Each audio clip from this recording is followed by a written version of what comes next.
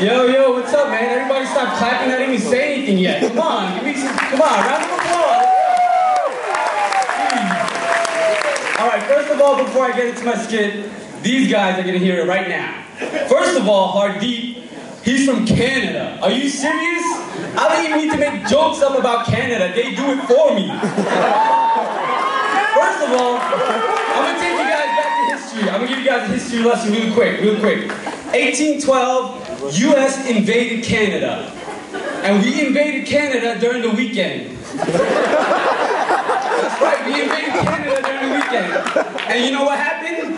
We got there, we got drunk, and we left.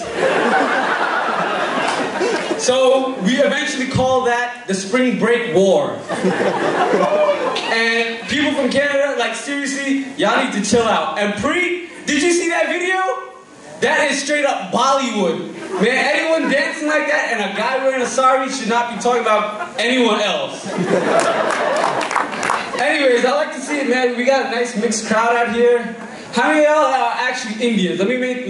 Why don't you guys make some noise? Indians, just Indians. That's what's up. No wonder it smells like a curry festival up in here.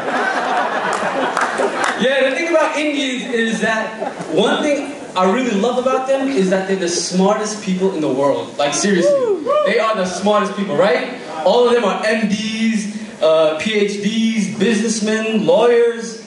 But the thing I never understood about Indian professionals is that they have all these degrees, but they talk like this. Like seriously, if you're gonna spend your entire life studying and you still talking like this, you seriously need to invest your time in some speech classes. And that's not the only problem. That's not the only problem. They think that they don't have a speech problem. And you know what happens? They teach their children English. And that's a whole nother problem. Because the speech isn't the only problem. The problem is that they have the weirdest phrases, right? Like I remember growing up, when I would go to the store with my mom, and one time I remember I wanted something. It was a toy. I wanted a toy. And I told my mom, "Can I get that toy?" And she was like, "No toy shoy." I was like, what the heck is a toy shoy? I just wanted a toy. I don't know what a shoy is. And every time, and I know some of y'all probably have this problem too, when you guys are going out, your moms or your dads are like, "No club shub, no beer sheer." Like, what the heck is a sheer? I mean, I won't have any beer, but sheer, I don't know, I might try it out and see how it is. You know? But yeah, another thing about Indians that I really love is their food, right? You gotta love their food.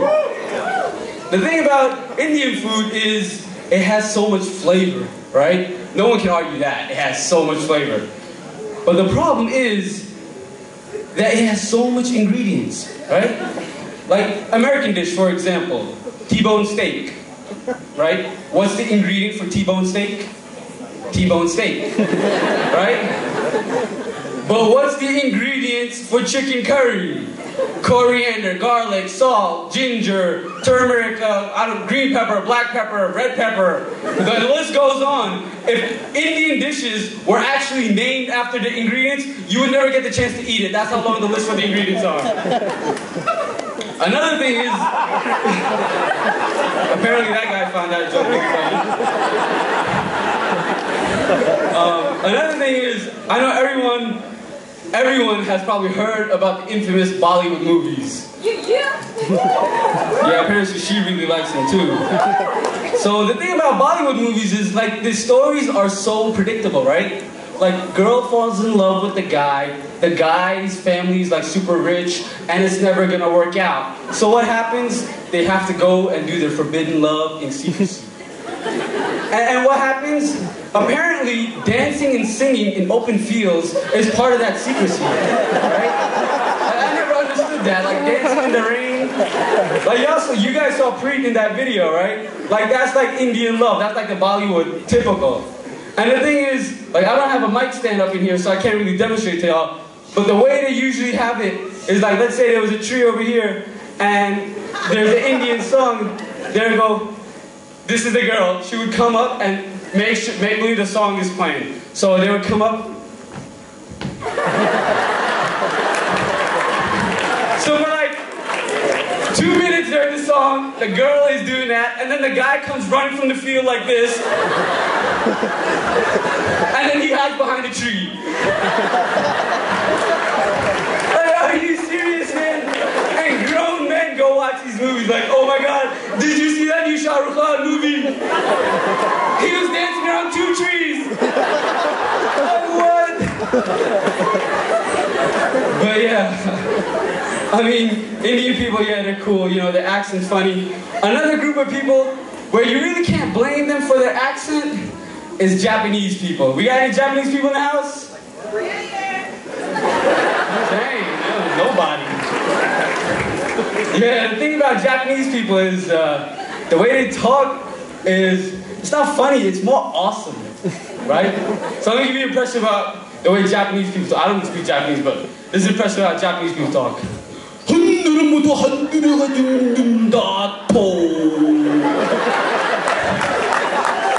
And that's how the women talk.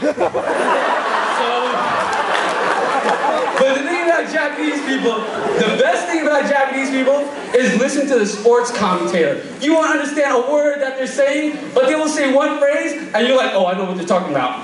So they'll be like, and you're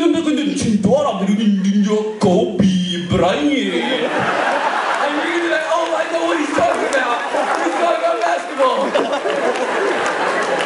But yeah, I don't really blame the Japanese people, you know, for the way they talk. I mean, we dropped 2 atomic bombs on them, you know?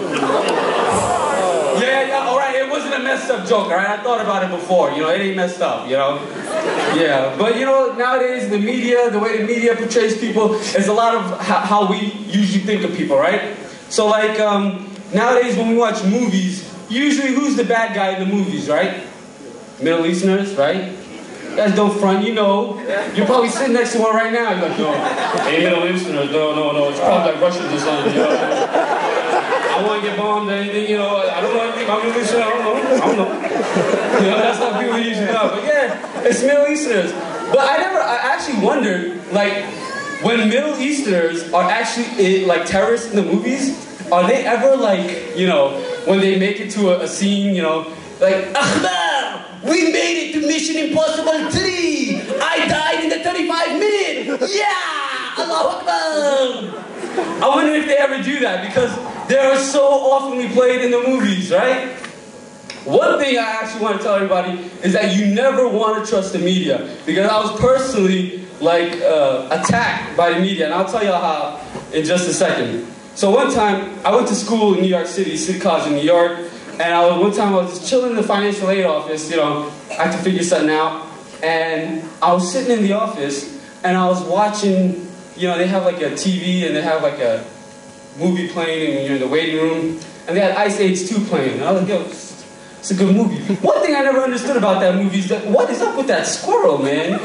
Like, acorn, are you seriously going after that acorn? They don't even taste that good. I'm seriously beginning to think that that squirrel is Jewish. Seriously. Like, you need to relax on that acorn, man.